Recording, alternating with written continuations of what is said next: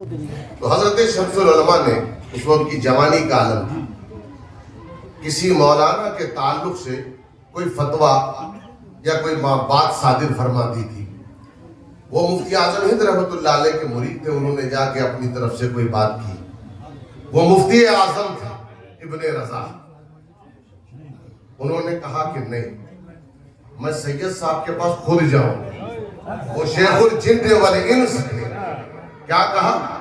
میں سید صاحب کو، والد صاحب بالکل جوانی کے عالم میں تھے، بہرائچ میں، کہا میں سید صاحب کے پاس خود جاؤں گا۔ چھوٹی تکیہ میں مفتی اعظم ہند رحمۃ اللہ علیہ تشریف لائے، کہا سید صاحب یہ بتائیے کہ یہ جو مولانا کی بات کہہ رہے ہیں کیا یہ صحیح؟ کہا نہیں حضرت، یہ باتیں ہیں۔ کہا بس آپ اپنی بات پر قائم رہیے، آپ اپنی بات پر قائم رہیے۔ یعنی مفتی اعظم نے بتایا مفتی وہی ہے کہ جب حق پر ہے اور یہ جان جائے کہ یہ بات حق ہے، گردن کر جائے مگر اپنے قلم سے فتویٰ نہ بدلے۔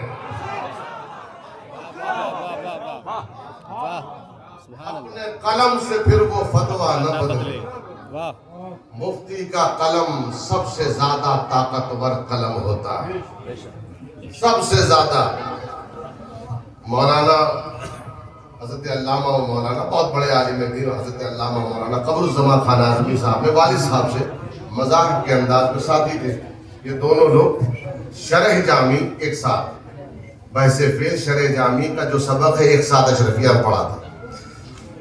دوسرا حیثیت سے انہوں نے مزاح میں کہا کہ مفتی کبھی جہاد پر نہیں جاتا، والد صاحب نے کہا کہ مفتی مفتی جہاد پر کیوں جائے گا؟ فتوی جہاد تو وہی دیتا ہے، فتوی جہاد تو اسی کی طرف سے صادر ہوتا ہے، تب جا کے جہاد واجب ہوتا ہے۔ تو دوستان محترم، یہ عظیم قافلہ مفتیان کرام کا نکل رہا ہے، ایک مفتی کے سائے میں، ایک مفتی کے سائے میں، مفتی اعظم کے سائے میں، اور یہ مفتی اعظم ایسے ہیں۔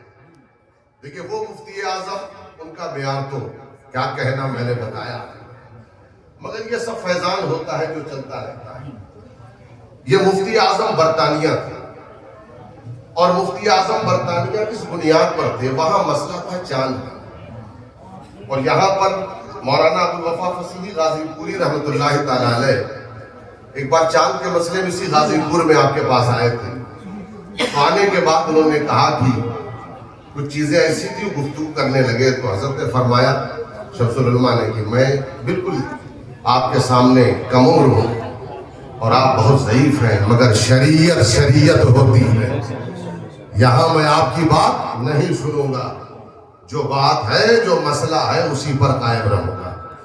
اسی طرح برطانیہ میں بھی آج جو برطانیہ میں اہل سنت والجماعت، کل کے دنوں میں برطانیہ کے علماء ایسی ویسی شہادتوں پر اعلان کر دیا کرتے تھے، رمضان کا، عید کا، مگر والد صاحب نے اکیلے رمضان ایک دن پہلے یہ بات اکیلے کیا، عید بھی اپنے لوگوں کے ساتھ اکیلے کیا، واحد مسجد رضا، وہ اسی بنیاد پر مرکزی حیثیت رکھتی تھی کہ لوگ پوچھتے تھے، عوام پوچھتی تھی کہ بھئی شمس العلماء نے کیا کہا؟ کہنے بھی اعلان نہیں کیا ہے۔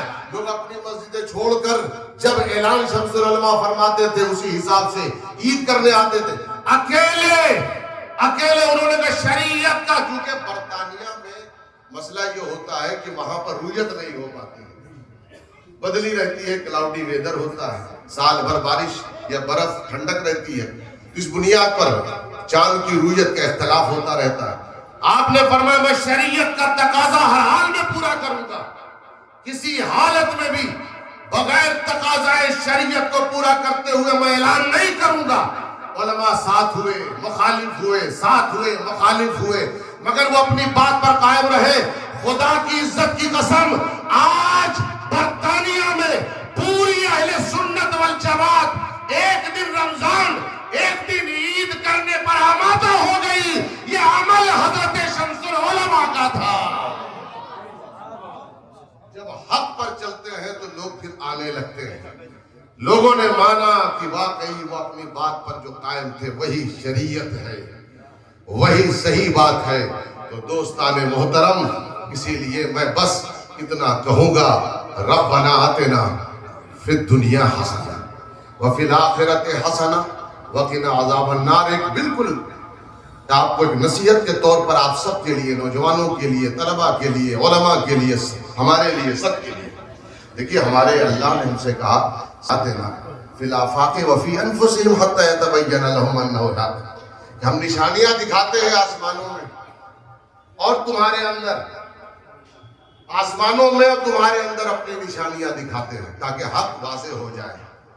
اور ہم نہ آسمان دیکھ رہے ہیں، نہ اپنے اندر دیکھ رہے ہیں، صرف موبائل کے اندر دیکھ رہے ہیں۔ قرآن کیا کہتا ہے؟ آسمانوں پر غور کرو، چاند سورج دیکھو، ستاروں کو دیکھو، گردش دیکھو، سیاروں کا نظام دیکھو، ہوا کا سراٹا دیکھو، فضا کا سناٹا دیکھو، دریا کی روانی دیکھو، موجوں کی طغیانی دیکھو، دیکھتے جاؤ، پھولوں کی مہک میں کبھی ڈوب جاؤ۔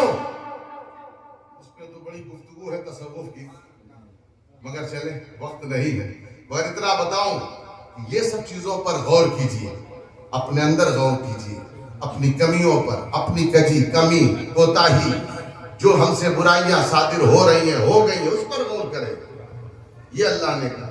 لیکن ہم کس پر غور کرتے ہیں؟ صرف اپنے ڈیوائس پر، اپنے موبائل پر، صبح سے شام تک فیس بک، واٹس اپ، اسی میں لگے ہوئے۔ اور اب تو ایک اور بلا آ گئی ہے، آرٹیفیشل انٹیلیجنس، اس میں آ گیا چیٹ جی پی ٹی۔ اب چیٹ جی پی ٹی آ گیا، اس چیٹ جی پی ٹی سے مسئلہ پوچھنا ہوتا ہے تو چیٹ جی پی ٹی سے پوچھتے